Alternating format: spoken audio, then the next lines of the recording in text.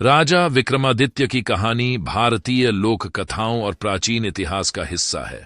राजा विक्रमादित्य, जिनकी चर्चा हमें विभिन्न पुराणों और लोक कथाओं में मिलती है, को उनके न्यायप्रियता, वीरता और ज्ञान के लिए जाना जाता है। उन्हें विशेष रूप से उनकी प्रज्ञा और साहस के लिए सराहा गया है। इस कहानी में हम उनके साहसिक कारनामों और न्यायप्रियता की चर्चा करेंगे। राजा विक्रमादित्य का परिचय। विक्रमादित्य का जन्म एक शाही परिवार में हुआ था और उन्हें बचपन से ही शिक्षा, युद्ध कला और शास्त्रों का अध्ययन कराया गया था। विक्रमादित्य एक बहुत ही वीर, बुद्धिमान और न्यायप्रिय राजा थे। उनका राज्य उज्जैनी, वर्तमान उज्जैन में था। वे हमेशा न्यायप्रियता, साहस और त्याग के लिए जाने जाते थे। विक्रमादित्य का शासन काल अत्यंत समृद्धि और सौहार्द से भरा हुआ था। वे अपने राज्य के प्रति पूरी तरह से समर्पित थे और प्रजा के हित के लिए हर संभव कार्य करते थे। उनके शासन काल में राज्य में सुख, शांति और संपन्नता बनी रहती थी। विक्रमादित्य और बेताल की कथा।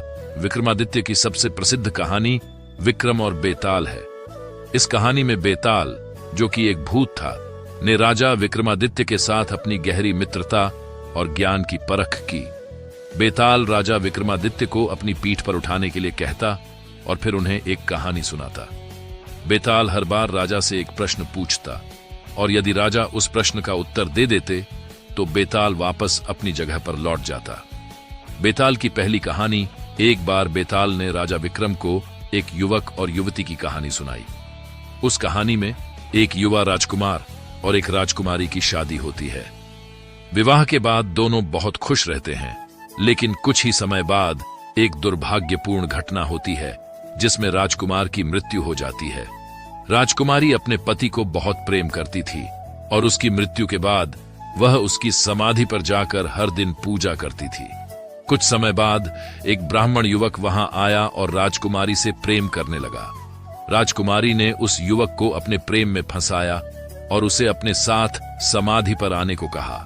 युवक को नहीं पता था कि राजकुमारी का उद्देश्य क्या है। बेताल ने राजा विक्रम से पूछा, राजा, बताओ कि इस परिस्थिति में सबसे दोषी कौन है, राजकुमारी, युवक या राजकुमार?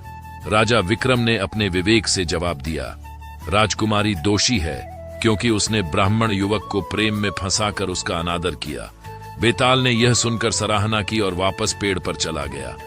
विक्रमादित्य का धैर्य और साहस। हर रात राजा विक्रमादित्य शमशान में जाते और बेताल को पकड़ते, लेकिन बेताल किसी न किसी कहानी से राजा को ज्ञान की परख के लिए प्रश्न पूछता रहता। बेताल की प्रत्येक कहानी में जीवन का एक महत्वपूर्ण पाठ छुपा होता।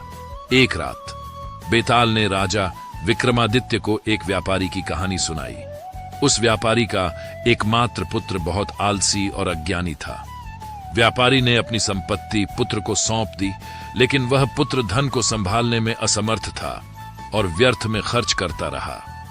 राजा विक्रमादित्य ने अपने विवेक से जवाब दिया कि पुत्र को अपने पिता की संपत्ति का उपयोग करने का अधिकार है, परंतु उसे सही प्रकार से उपयोग करना चाहिए ताकि संपत्ति का सदुपयोग हो और समाज को भी लाभ मिल सके। विक्रमादित्य का अंतिम निर्णय। कहानी का अंत तब होता है जब बेताल राजा विक्रमादित्य की परीक्षा पूरी कर चुका होता है। एक बार बेताल ने विक्रमादित्य को एक विशेष कहानी सुनाई जिसमें खुद विक्रमादित्य का ही परीक्षण होना था।